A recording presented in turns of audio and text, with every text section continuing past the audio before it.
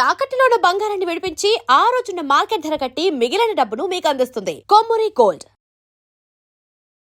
నమస్తే, welcome to our channel. నేను Rebecca. Brahmanandam ఏంది ఇదా రక్త సంబంధం అని క్వశ్చన్ చేసే విధంగా అందరూ ఉన్నారు అంటే ఇదేం పెద్ద అతిశయోక్తి కాదు. ఎందుకనంటే మన ఒక రక్త సంబంధం అని అంటే దాదాపుగా వాళ్ళకి ఏ హెల్ప్ ఉన్నా ఎలాంటిదైనా సరే మనం హెల్ప్ చేసే స్థాయిలో లేకపోయినా, అంత స్తోమత లేకపోయినా ఖచ్చితంగా వాళ్ళ కోసం మనం ఏదో ఒకటి చేస్తాం.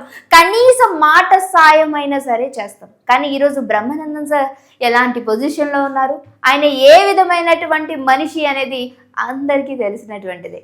కానీ ఈరోజు సొంత అన్నయ్యను, రక్త సంబంధం సొంత అన్నయ్యను కనీసం ఎలా ఉన్నావు అని పలకరించిన పాపాన ఓడట. ఇదే నేను అంటుంది కాదు, అంటే నేనేదో ఊహించుకొని చెప్పినటువంటి కాదు, స్వయాన తన అన్నయ్య చెప్పినటువంటి మాట. ఎంత బాధపడుతున్నారంటే రీసెంట్గానే ఊరికి కూడా వచ్చారట. కనీసం ఎలా ఉన్నావు అని అన్నయ్య అని పలకరించలేదట. ఆయన పిలుపు కోసం ఎన్నో సంవత్సరాల నుంచి వెయిట్ చేస్తున్నాను అని చాలా బాధ వ్యక్తం చేశారు. బ్రహ్మానందం సార్ చాలా మంచి పొజిషన్లో ఉన్నారు. దాదాపుగా కొన్ని వేల సినిమాలు చేసి ఈరోజు ఎంతోమంది అభిమానులను సంపాదించుకున్నటువంటి వ్యక్తి.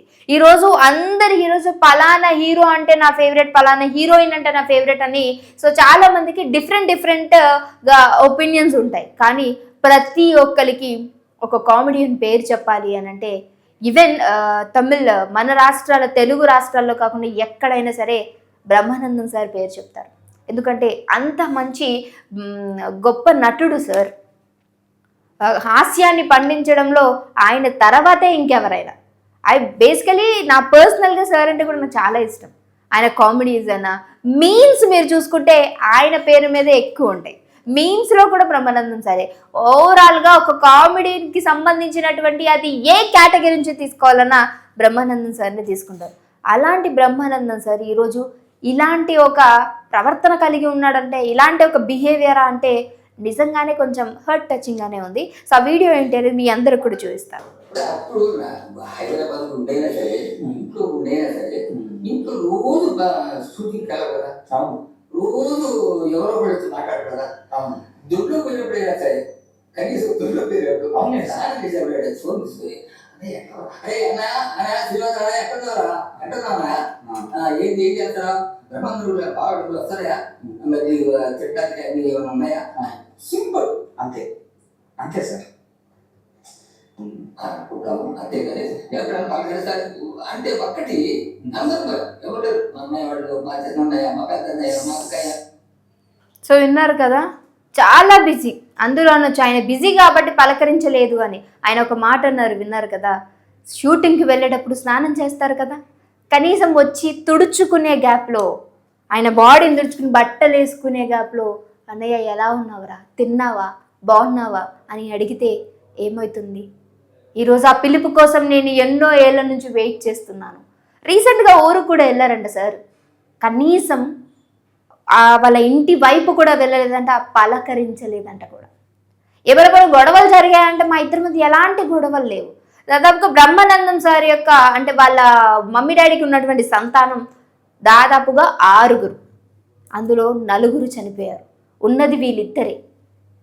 అంటే పేరు ఉంది కదా అని చెప్పి రక్త సంబంధాన్ని సొంత అన్నయ్యనే మర్చిపోయాడు బ్రహ్మానందం అంటూ నిజంగా కంటతడి పెడుతున్నారు పాప సార్. ఇప్పుడు మీ తోడబుట్టినోళ్ళలో ఉంది మీరు బ్రహ్మానందం గారు, అంతే అంతే. ఇంకా మీ తోడబుట్టిన ఆడపిల్లలు కూడా ఎవరు లేదు. అదే నా కూతుళ్ళు ఉన్నారు, మా అన్నయ్య గారి కూతుళ్ళు ఉన్నారు. అదే అంటే మీ తోడబుట్టిన వాళ్ళు అంటూ మీరిద్దరే, మీ తల్లి సంతానం మీరిద్దరే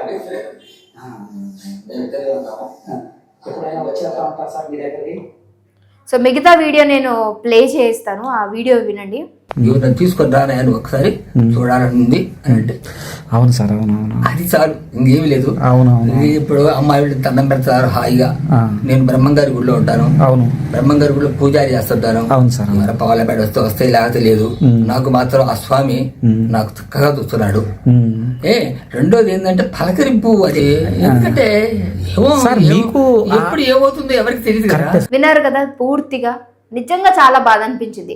ఒక పొజిషన్లో ఉండి ఒకరికి మంచి చెప్పేటువంటి స్థితిలో ఉన్నటువంటి వ్యక్తులు కూడా ఇలాంటి స్వభావంతో కలిగి ఉండడం ఎంతవరకు సరైన పద్ధతి అనేది నాకు అర్థం కావట్లేదు. అంటే ఆయన మీద మాట్లాడడమో బురద చల్లడమో కాదు, కానీ సంథింగ్ వాళ్ళిద్దరి మధ్య కూడా ఏదైనా అయి ఉండొచ్చు, ఏదో పెద్ద గొడవలన్నా అయి ఉండొచ్చు. కానీ ఆ గొడవలు ఏదైనా ఉంటే కూడా ఆయన చెప్తారు కదా, మా మధ్య ఒక గొడవ అయింది, దానివల్లనే మా ఇద్దరికి మాటలు లేవు అని.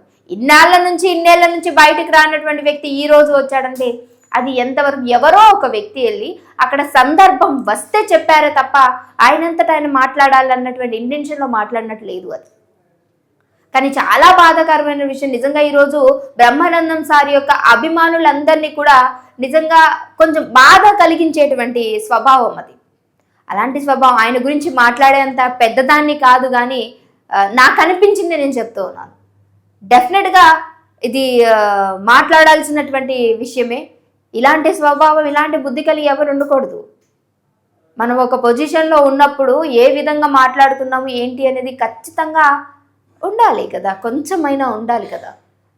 అలాంటిది బ్రహ్మానందం సార్ వాళ్ళ అన్నయ్యని సొంత అన్నయ్యని పలకరించిన పాపాన పోరు అని అంటే ఇది చాలా నోట్ చేసుకోవాల్సినటువంటి పాయింటే. ఇలాంటి బిహేవియర్ ఎవరు చూడటం కానీ వినటం కానీ నేర్చుకోవడం కానీ అసలు మంచిది కాదు. ఎలా ఉన్నావురా, తిన్నావా, ఏమన్నా ఉన్నాయా అంటే మనకి డబ్బు ఉందని, మనకు పేరుందని, హోదా ఉందని అది ఇలాంటి దుస్థితికి ఇంకొకరిని దిగజారుస్తుంది అంటే అది సరైనటువంటి తీరు కాదు. ఎంతోమంది సినీ నటులు విషయంలో ఇలాంటివి జరుగుతూ ఉంటే వాళ్ళంటే ఇప్పుడు పెద్ద పెద్ద వాళ్ళు గట్టి బయటకు వచ్చే కానీ అండ్ రియల్ లైఫ్లో కూడా చాలామంది, కానీ రియల్ లైఫ్లో ఉండుంటే ఇది ఇంత పెద్ద ఇష్యూ అవ్వదు. అంటే ఇవన్నీ నేను మాట్లాడటానికి అది ఒక టాపిక్ అయినా ఎంతోమంది జీవితంలో, కానీ బ్రహ్మానందం సార్ కాబట్టే మాట్లాడుతున్నాం ఇక్కడ కదా. సీరియస్గా కొంచెం హర్టింగ్ అనిపిస్తున్నటువంటి విషయం. దెన్ ఆయన మాట్లాడినటువంటి తీరు, బ్రహ్మానందం సార్ పైన ఉన్నటువంటి ఆ అభిమానం కాస్తంత సన్నగిలుతున్నట్టు అనిపిస్తుంది నాకు ఈ ఘటన వల్ల. బేసిక్గా పర్సనల్గా వాళ్ళకి మనకి ఏం ఉండదు, బట్ ఈ ఘటన చూసిన తర్వాత ఈ వీడియో చూసాక సీరియస్గా ఆయన మీద ఉన్న అభిమానం కాస్తంత తగ్గుతుంది నాకు. మరి సార్ దీనికి ఖచ్చితంగా ఏమైనా వాళ్ళిద్దరి మీద ఏమైనా గొడవలు అయ్యా అంటే చెప్పుకోరానటువంటి గొడవలు అయ్యాయా? ఎందుకనంటే అది ఆయన పేరు మీద కావచ్చు, ఆయన పరువుకి నష్టం కలిగించేటువంటి మాట కాబట్టి ఖచ్చితంగా దీనికి ఆయన మాట్లాడే తీరాలి, సమాధానం ఖచ్చితంగా చెప్పాలి అని చాలామంది కోరుకుంటున్నారు. ఎందుకంటే ఆయన అభిమానులు ఈ యొక్క నింద, ఆయన బిహేవియర్ ఇలాంటిదని తీసుకోలేకపోతున్నారు. బేసికలీ ఆయన యొక్క ఎంటైర్ లైఫ్ పైన ఇది ఒక మచ్చగా ఉంది కాబట్టి ఖచ్చితంగా ఆయన మాట్లాడాలి అని అనుకుంటున్నారు. దెన్ మరి ఈ విషయంలో మీరేమనుకుంటారు? ఇది సరైనటువంటి స్వభావం అంటారా? సో ఆయన బిహేవియర్ ఏ విధంగా అనిపించింది, ఇంకేమన్నా అయ్యి ఉండొచ్చా అనేది మస్ట్ అండ్ షుడ్గా కామెంట్ చేయడం మర్చిపోకండి. ఇంకా వీడితో మళ్ళీ కలుస్తాను, చూస్తున్నానండి ఆ ఛానల్.